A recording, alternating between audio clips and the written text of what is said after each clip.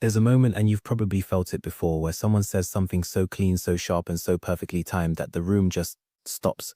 No dramatic music, no build-up, just the sentence landing exactly where it needed to land. That happened recently, and I don't think people are fully grasping what went down, because on the surface it looks like just another celebrity Twitter spat. Famous person says something, someone claps back, everyone moves on. But this one didn't move on.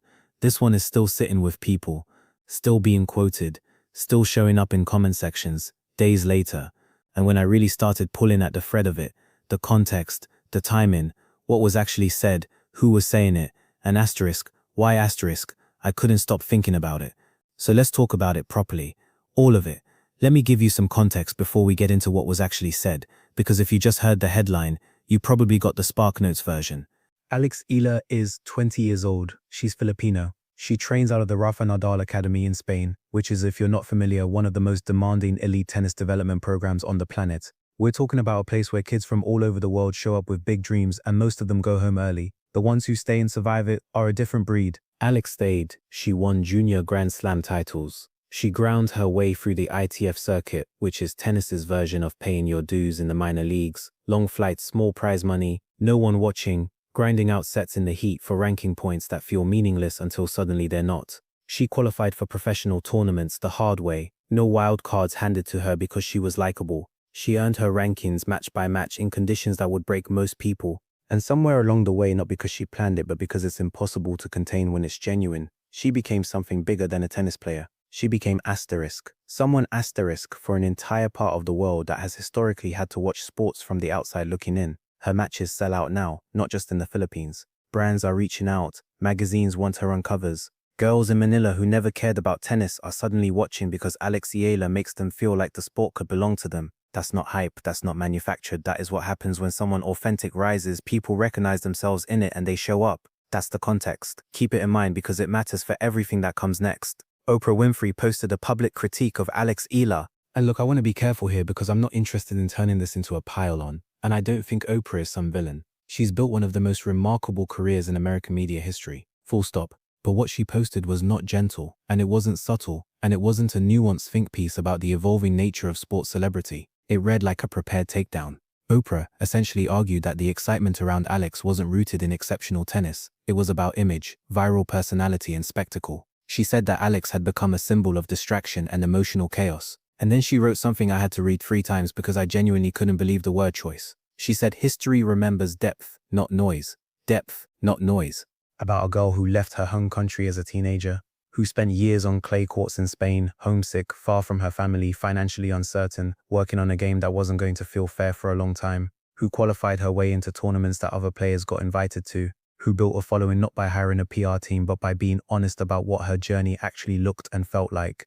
Oprah called that noise. I'll let that sit for a second. The response online was immediate, and it wasn't the kind of response where everyone splits cleanly down political lines and yells past each other. This was messier and more interesting than that. You had sports journalists who covered the WTA writing long threads about how tired they are of this particular narrative, the one where a young female athlete's marketability is used as evidence against her legitimacy. You had former athletes from multiple sports weighing in. You had people in Southeast Asia who felt the comment in a very specific and personal way, because to them, Oprah calling Alex's story noise wasn't just a critique of one person. It felt like a dismissal of a whole community finally seeing itself reflected at the top level of an international sport. And then you had everyone waiting to see what Alex would do. Because that's the real test, isn't it? Not the attack, the response. A lot of young athletes, especially young women, fold in these moments. The PR machine kicks in, the lawyers get involved. A carefully worded statement goes out that says absolutely nothing and offends no one, and the whole thing gets quietly buried. You protect the brand. You don't engage with people who are more powerful than you. You wait for the news cycle to move on. Eala did not do any of that. She responded quickly, in her own words. No committee, no filter, no corporate voice. She wrote that she had never chased fame, that the attention around her came from years of struggle, from hard work, from community efforts, and from real people who looked at her journey and saw something true in it. She said that while others focused on inspiring audiences, she focused on saving dreams, on lifting the broken, on proving that opportunity is real, regardless of where you come from.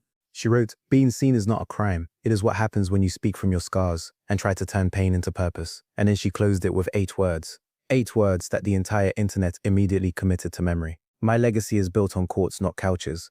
I want to stop here for a second because I think it's worth actually unpacking why that line hit so hard, because it's not just a good burn, it's a structurally perfect piece of rhetoric. In 8 words, Alex drew the sharpest possible contrast between their two worlds, not in a disrespectful way, not with exaggeration or name-calling. She just stated a simple, inarguable fact about where her work happens. Oprah's career, legitimately remarkable as it is, was built in a studio, across from other people, listening to their stories and platforming them for an audience. That's real work. Nobody's dismissing that. But there is a difference, a profound fundamental difference between building influence by sitting across from people who've struggled and actually being one of those people, between discussing the grind and doing it, between the studio couch and the hard court. That's what those 8 words said, without yelling it, without turning it ugly. And I think the reason it traveled so far and so fast is that the line is transferable. People heard it and immediately started mapping it onto their own lives, their own version of courts, the thing they actually built with their hands, versus the thing someone talked about from a comfortable distance.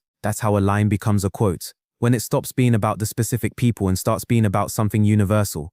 Now here's the part I find most interesting, and it's the part that got buried under the drama of the specific exchange. This isn't new, this script has been running for decades. Anna Kournikova was genuinely one of the best doubles players in the world and a legitimate top 10 singles competitor at her peak. The media spent the better part of 5 years reducing her to her appearance and using her commercial success as proof that she wasn't serious. Maria Sharapova won 5 Grand Slams and spent her entire career having to justify why brand deals and photo shoots didn't somehow cancel out that achievement. Emma Raducanu, are you familiar with what she did at the 2021 US Open? She didn't just win, she went through qualifying and the main draw without dropping a single set. That's one of the most statistically extraordinary performances in modern tennis history. And the moment she signed her first major brand deal, the questions started. Was she really committed to the sport? Was she focused? Was she more interested in the fame than the tennis? The pattern is identical every time. Young women become successful. Young women also becomes visible and marketable. Someone suggests the visibility is evidence that the success isn't legitimate. The athlete is put in the position of defending something that should require no defense. Oprah's post fit this pattern so precisely it could have been written from a template. What Oprah and a certain generation of media gatekeepers consistently gets wrong is that the entire model changed completely. The old system worked because there were limited pathways to visibility. You needed someone to decide your story was worth telling. You needed a producer, an executive, a booking agent, a couch. If Oprah had you on her show, your platform was real. If she didn't, it was on you to find another way in. Eala doesn't need a couch. She points a camera at her face, speaks from her actual experience, and hits post. Millions of people who have been waiting for exactly that voice from exactly that background, in exactly that sport, are there to receive it. No gatekeeping required. When Alex talks about saving dreams and lifting the broken, she's not speaking in motivational poster language. She's describing something specific and real. She's describing what happens when a teenage girl in a developing country with limited resources watches someone who looks like her competing at the highest level of an expensive, historically exclusive sport. That moment of recognition, that crack of possibility, is not decoration around the tennis. It is the point, and that it also builds a following and attracts sponsorships isn't a contradiction. That's how it works now. The authenticity builds the platform, and the platform gives her the leverage to keep going on her own terms rather than depending on the goodwill of tournament organizers and traditional media. Here's the part I keep coming back to because it's almost too ironic to say out loud. Oprah Winfrey's entire career is built on exactly what she criticized Eala for. She told her own story. She spoke from her pain. She built a platform that connected with people who had never seen themselves represented in mainstream media before. She turned personal struggle into cultural influence and financial independence. The couch wasn't just a set piece, it was the methodology. Speaking from your real experience, connecting with people who recognize that experience and building something from it.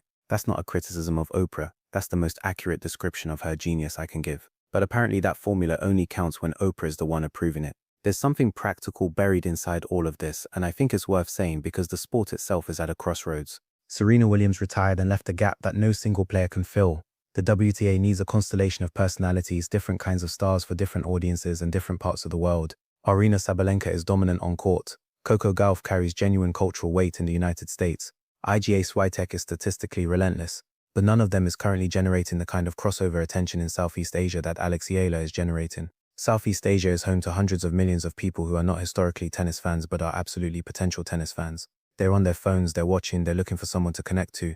And right now they have Alex, that teenager in Manila who's watching Alex's posts and for the first time thinking tennis might be something that belongs to them. That person is not being reached by Wimbledon coverage. They're not watching cable. They're here because Alex made the sport feel accessible and personal, and for them, that's not noise. That's the future of the sport, and the WTA knows it. Here's the detail that nobody's talking about enough. Oprah didn't respond. And I don't mean she took a few days. I mean the woman who has spent decades knowing exactly what to say and when to say it, who has handled far bigger controversies with precision and speed, who has never been short of words in her entire public life. She went quiet. Her team made no statement, no clarification, no follow-up. That tells you one of two things, and honestly both of them tell the same story. Either they had no good answer to 8 words and knew it, or they looked at Eala's fanbase and decided poking that community further was a fight not worth having. Either way, that silence is more revealing than any statement would have been. And look, I want to bring in what Alex has said in other contexts because it connects. In interviews before all of this, Alex was asked whether the pressure of being a cultural figure came with anxiety or pride.